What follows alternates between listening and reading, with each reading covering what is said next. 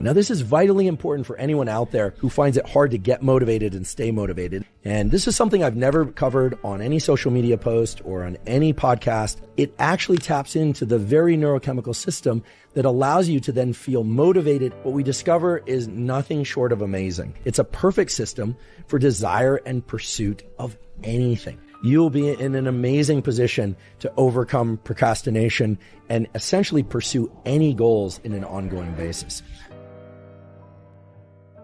Many people have heard of dopamine, and nowadays people are starting to appreciate that dopamine is intimately involved with motivation, drive, and pursuit. Dopamine is critical for overcoming procrastination, for ensuring ongoing motivation, and indeed for ensuring confidence. In fact, we are going to talk about the relationship between dopamine and motivation and confidence at the level of neurobiological circuitry. We are going to cover tools that will allow you to leverage your dopamine in order to have maximum motivation, to overcome sticking points, which include things like procrastination, but also by understanding the neural circuits in the brain and body that release and use dopamine, you will be in a far better position to understand why you become amotivated, why you procrastinate, how to ensure motivation on an ongoing basis, and even how to leverage effort and the desire to become motivated as a way to do just that, to become more motivated. So how can we overcome procrastination? Well, it turns out that there are findings from within the addiction literature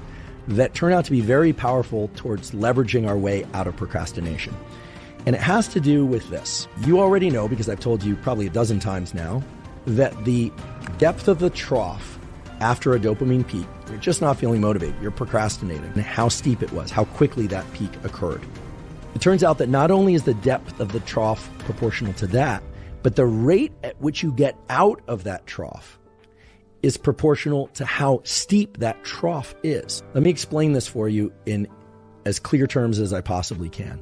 Imagine you're in an amotivated state. You're just not feeling motivated, you're procrastinating. You may think, okay, the thing to do here is something. I'll clean the house, I'll take care of some bills, I'll do something, or I'll just wait.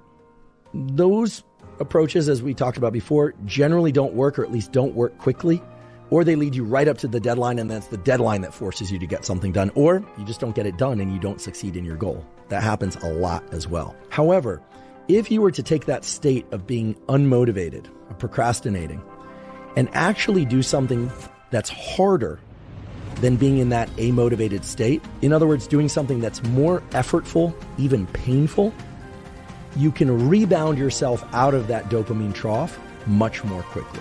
So what do I mean? You want to put yourself in a state that's worse than or harder than the state that you're in, or do something quote unquote more painful. And here I want to be very clear. I'll say this 3 times, but I'm going to say it for the first time now. When I say more painful, I do not mean doing any kind of tissue damaging or psychologically damaging behavior or anything of that sort that's going to render you injured or not well, even in the short term. That's not what I'm referring to. So for instance, I heard a beautiful lecture recently done by Dr. Anna Lemke at Stanford School of Medicine discussing dopamine and some of the things in her book and some newer findings as well. And somebody in the audience asked her the question, does meditation increase dopamine? Now, earlier we talked about how non-sleep deep rest and yoga nidra has been shown in the scientific literature to increase dopamine. But I also mentioned earlier that classic forms of meditation, whether eyes open or eyes closed, so-called open monitoring or closed monitoring meditation, sitting there or lying there and focusing, does not increase dopamine levels per se. However, for most people, especially people who find it hard to meditate or who don't do that practice very often, meditation is effortful. Getting into meditation and staying in meditation is effortful. So if you find yourself in a state of procrastination, oftentimes a brief 5 to 10 minute meditation where you absolutely do not allow yourself to do anything besides close your eyes, focus on your breath, and when your mind drifts, get back to your breath, is not only extremely difficult and extremely frustrating, unless you're a well-practiced meditator, but it's often difficult and frustrating not just to do, but to get into that practice. And not just to get into that practice, but to maintain that practice for that mere 5 to 10 minutes, because it's just not a natural state for us to be in. We have to force ourselves. So it is effortful. In fact, it qualifies as a basically available almost anywhere, anytime type of effortful activity that if you dislike it, perhaps even as much as some people dislike deliberate cold exposure, well then perfect. You now have an additional tool in your kit that you can use anytime you are feeling amotivated and procrastinating. Now, there are numerous examples I could give, and hopefully there are numerous examples that you're thinking about. The key is to have a short list of about 5 different effortful, aka painful activities that you can employ anytime you're feeling amotivated or in a state of procrastination, keeping in mind that the goal is not what you accomplish inside of that activity, although it is important that you actually engage in that activity. I actually have to make myself meditate in that 5 to 10 minute little bout of effortful or painful activity. But it's not about achieving an outcome. It's about forcing your body and mind into a deeper state of pain and discomfort. In other words, taking yourself from that trough that you're already in and steepening and deepening that trough. Because in steepening and deepening that trough, we know that the return from that trough to normal and even elevated levels of baseline dopamine is going to be faster and more robust. And in doing that, you will quickly find yourself back into a motivated state, because not only does it teach you that doing hard things is possible, that's sort of more of a subjective cognitive learning, but it actually taps into the very neurochemical system that allows you to then feel motivated and capable to pursue the larger goal, which is the thing you're really concerned about after all. So, as is often the case, perhaps always the case, on this podcast, we covered a lot of material.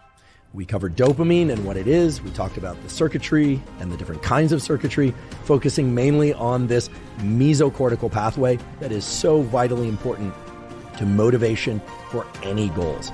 We talked about the relationship between peaks and troughs and baselines, and the foundational tools that allow us to set and maintain a healthy baseline level of dopamine, as well as ways to protect that baseline level of dopamine.